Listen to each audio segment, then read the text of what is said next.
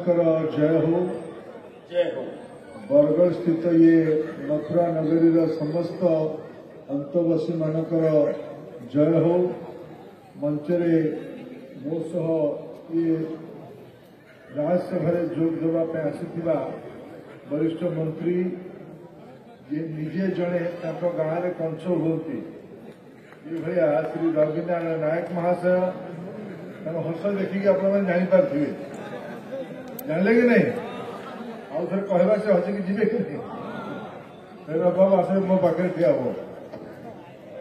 ये आम सागर आसीथिबा ओडिशार युव नेता राज्य सरकार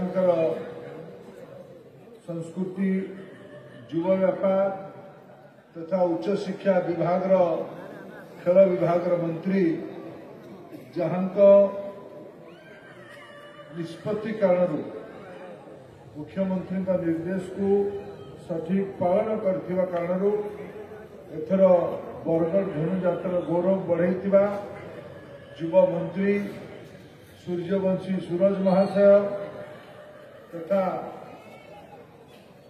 ये आम समस्त को ये राज दरबार को डकई आने कंस महाराज वार्ता को आम पर्यंत पहुंचे आपंकर लोकप्रिय स्थानीय विधायक मोर बंधु अश्विनी षडंगी महाशय विजयपुर विधायक आदरणीय सनद गड़किया महाशय आमर अताबिरार विधायक आदरणीय बिहार भाई बिहार महानंद तथा भटलीर विधायक युव साथी इराशीष आचार्य महाशय आमर पड़िशा झारसुगुड़ा जिलार विधायक झारसुगुड़ा सदर विधायक आदरणीय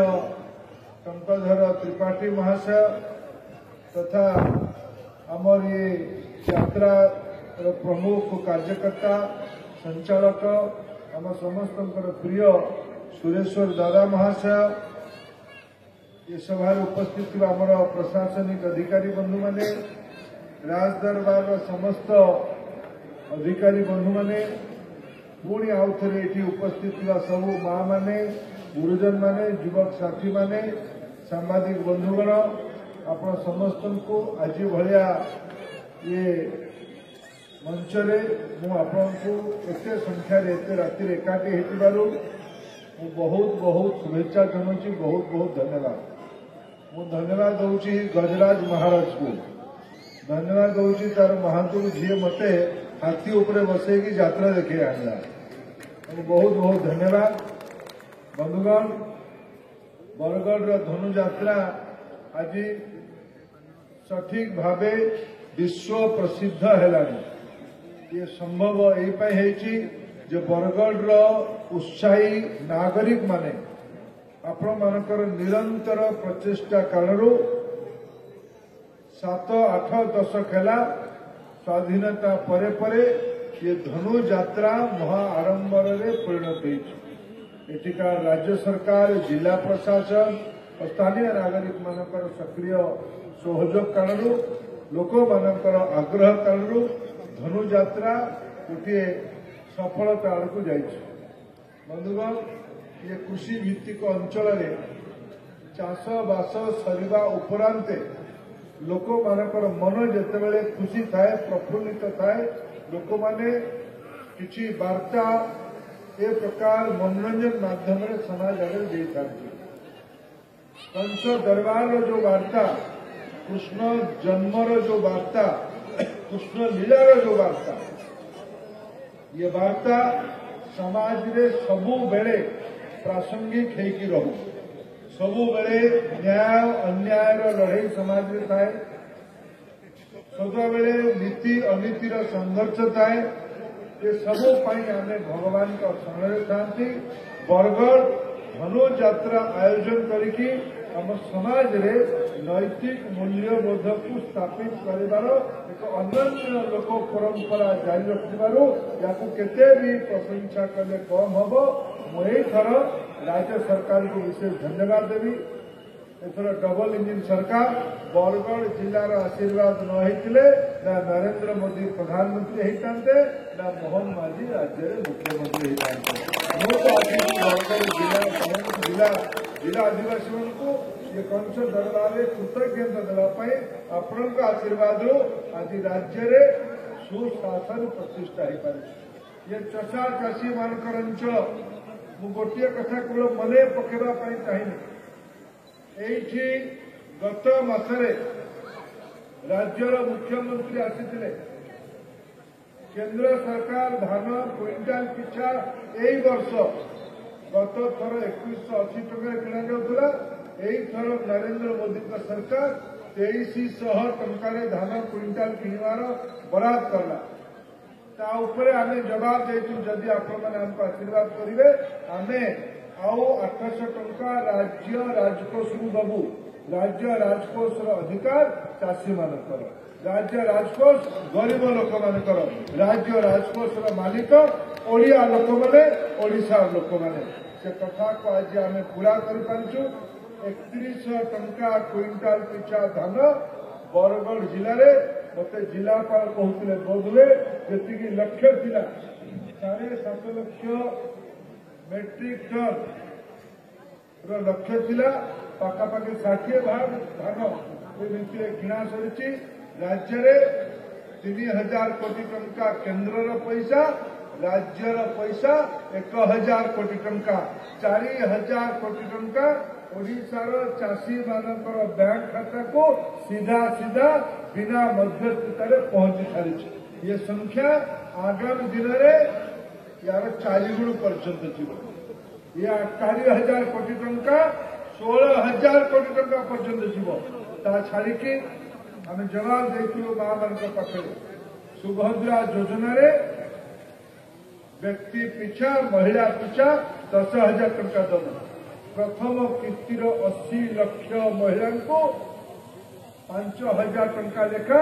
4,000 कोटी टंका पहुंची जाए पर्यंत डबल इंजिन सरकार 8,000 कोटी टंका ओडिशार चाषी और महिला मानक बैंक खाता दे सारा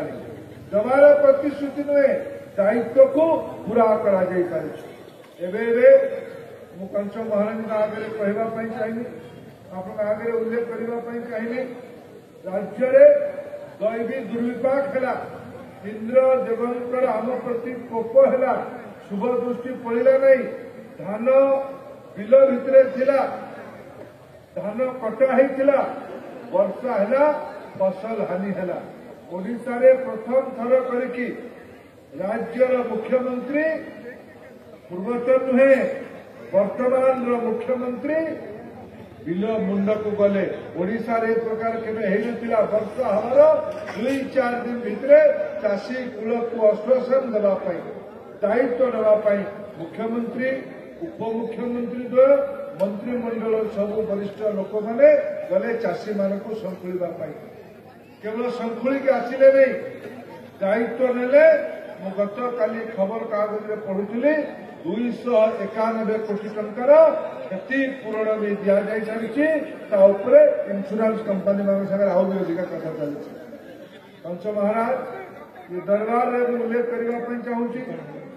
एथर सरकार आपण आशीर्वाद बनी आपण दायित्व बनी आम विभिन्न प्रकार सहर विकास बरगढ़ को एक कृषि भित्तिक अर्थनीतिर आधुनिक सहर बनवाई पड़ो एठिकार व्यवसाय बढ़ावा पड़ो बहुत शीघ्र आम प्रधानमंत्री कि ततुल्य क्या निमंत्रण करके किसी वर्ष पूर्व आरंभ कर एथनॉल प्लांट को बरगढ़ जिले में आम लोकार्पण भी करवा बरगढ़ जिला को आहरी आगू नेबार दायित्व आमर अच्छी बरगढ़ जिला आहरी संपन्न हो बरगढ़ जिले में आहरी भव्यता आसू बरगढ़ जिले में मुझे आसी देवरीगढ़ अंचल को बुलवाई बरगढ़ को आगामी दिन में एक पर्यटन पेंठस्थली भी करा वीरभूमि बारपहाड़ अंचल जो अंचल वीर सुरेंद्र साय देश मातृका जीवन देते बलिदान देते से भूमि है बरगढ़ से भूमि है झारसुगुड़ा से भूमि है संबलपुर ये वीर भूमि को माधव सिंह भूमि को छबिल साय उदंत साय भूमि को आज धनुयात्रा अवसर में मु आउ थे ये वीर भोग्या वीर प्रसभु ये जो मातृभूमि को आउ थे प्रणाम करुच्ची बरगढ़ जिलार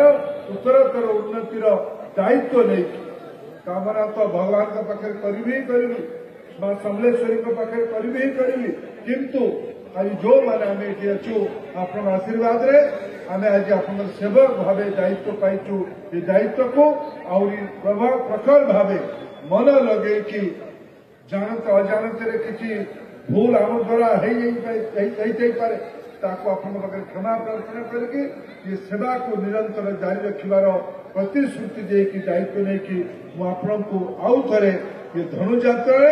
शुभेच्छा जनाऊँ दायित्व नौ अश्विनी बाबू को कही आम या अंतर्जातिक स्तर नवा यहीथर राज्य में प्रवासी ओडिया दिवस होता कारण आम देश विदेश प्रतिनिधि मान डाकी पारे आसंता वर्ष